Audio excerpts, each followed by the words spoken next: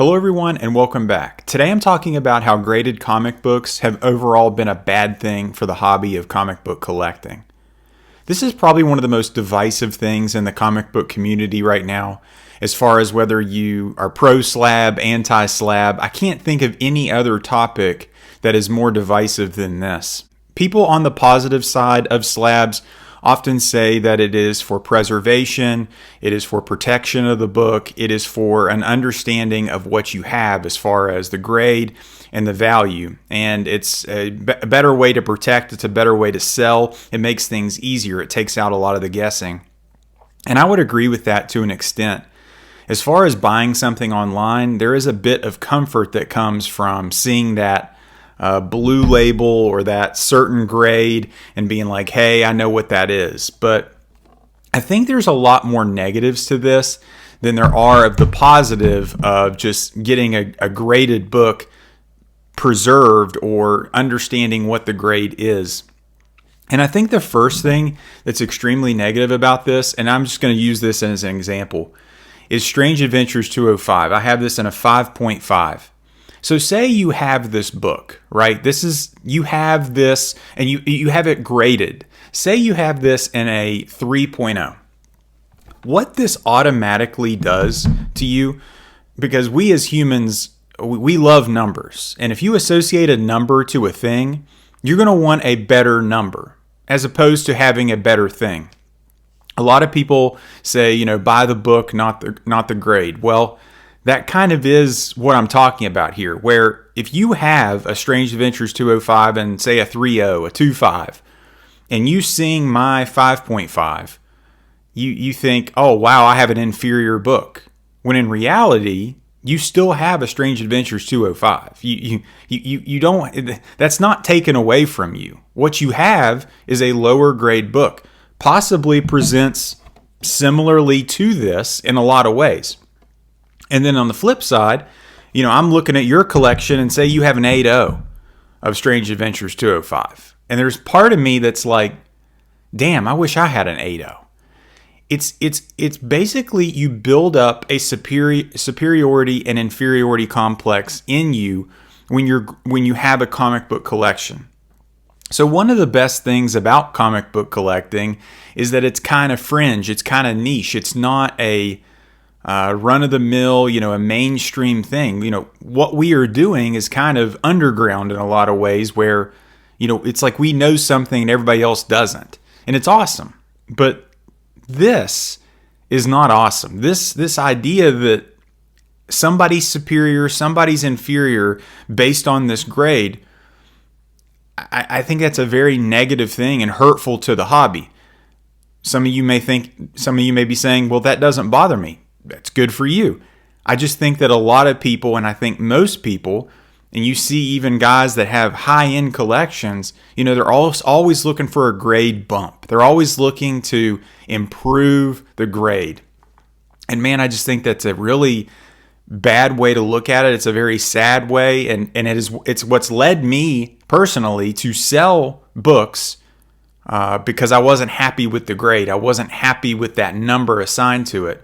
And looking back, I kind of kick myself saying, I should have just been happy with the copy I had because I had a copy, and now I don't. Another thing that is extremely hurtful for CGC graded or graded comics in general for the collector is the fact you can't read it. Now, this has kind of been beaten a dead horse of, obviously you can't read it. That's one of the main detractors, but so many of these people specifically that have gotten into the hobby in the last 4 or 5 years, it's all been intertwined with the slab epidemic where, everybody that has gotten into this is aware of the slab, aware of the graded comic, aware of CGC. It's impossible for you not to do that. And what's happened is this experience has been intertwined with their comic collecting experience. So reading this comic and collecting this comic and slabbing this comic they're all three different experiences. After I've slabbed this, I've taken away one of those three things. I've prevented myself from reading this comic. And I think another aspect of just of collecting this comic is being able to open it, being able to at least appreciate the art inside if you're not going to read it. Comic books are not trading cards. Comic books are not, a two-sided thing. When you're slabbing something, you're getting a cover and you're getting a back page ad, and sometimes a wraparound cover if you're lucky of, two pieces of art. This is not what a comic book was intended for. What this has led to is an underappreciation and a kind of a devaluing of this and what makes this special.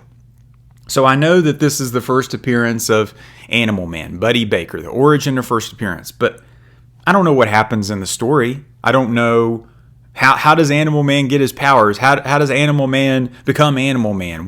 Who is Animal Man? Who is Buddy Baker? And because I've got this slabbed, because I have this graded, I don't know. I mean, obviously you can go read this online, read this in an omnibus form, read it in a trade paperback. Those are all possibilities. But you've just bought a comic book, and you've bought a comic book at a certain price, and you can't even enjoy it. And that's a great transition to my next point, is price. Graded comic books are inherently supposed to be more valuable than their raw or ungraded counterpart. So this Silver Surfer number 4 is inherently more valuable, supposedly, than its raw counterpart in a similar grade. So what this has led to is people paying more for the same collectible just because it has this plastic case and it has been said that it is authentic. There is value in that for sure. How much value? I don't know. That all depends. But we definitely have assigned a certain value. What this has really done, and why it is, I think, one of the most harmful things to the collecting hobby, is it made everything have two prices, a raw price and a graded price. The graded price usually being significantly more than the raw price. You've built another echelon. You've built another dichotomy of two groups, okay? And it again, you're dividing. You're not unifying. You're dividing. Basically, you're saying you've got to pay more for this thing if you want it in this case and you want it to be authenticated or graded. We're making an economy, a two-tiered economy, where you have inflated prices on an item that is essentially the same item as a non-encased book. People say that the pandemic and people coming in having that extra money to spend kind of inflated the prices. Yes, I think that's true. But I think this has inflated the prices of comics more than anything else. At this point, people are not buying graded comic books at the rate that they are buying raw comic books. It's pretty evident. And from my own personal experience selling on eBay, some of my collection, it's true. If I'd crack some of these graded comics out and sell them, I think they would sell easier. You've put the money in to have this graded, or you've bought this item at its graded comic price, and then if you're looking to sell it, or looking to get rid of it, to upgrade, or you're tired of it, or you want to buy something else, and then there you are, you're stuck with something that you've either overpaid for or you had this additional service, and now you can't sell it. This kind of thing is so detrimental to a hobby. And let's just face facts, guys. The comic collecting hobby is on thin ice just in general. You have an aging fan base who, how many more years do they have of collecting or interested in collecting? And then you have a younger fan base who is just completely disinterested in physical collections or physical media overall.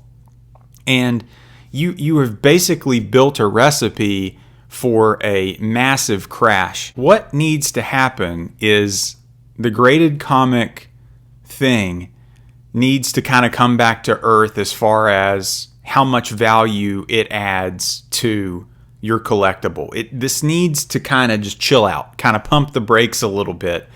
And I think it would help the hobby significantly as far as dealer expectations, reseller, flipper expectations as to what they're wanting out of their graded collectible. A lot of people that have gotten in it within the past 5 years, this has made, for my last point here, a shallow experience.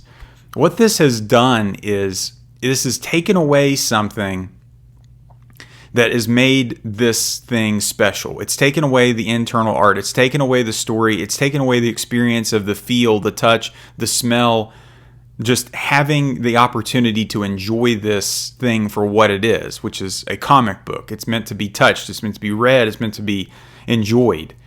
It's taken that away. And what it has left a lot of people with, and I think a lot of people left the hobby because they had such a shallow experience with this. Not only did they get burned where they lost their butt on an overpriced item, but they also got burned from an experience perspective.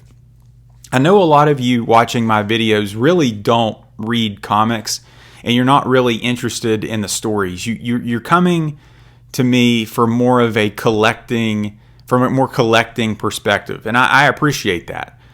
My priority is reading the stories. That's why I like the omnibus, the absolutes, because I like to read the stories. That's the most important thing to me. The slab has always just kind of been like an appreciation of the character, or like, this is my little shrine to Animal Man, because I'm such a fan of Grant Morrison's Animal Man run. I'm like, I want to own a piece of Animal Man.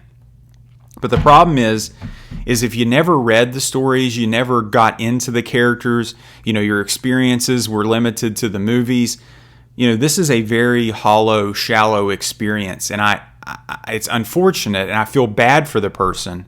But at the same time, I think a lot of the blame can be put on these people that have graded anything and everything. They have just put every comic book, whether it be printed in 2024 or 1950, into a slab, because that is like what you're supposed to do, or that's how you increase its value, or it's more of a collectible. We as a community, as a people in a hobby, we got duped, we got scammed.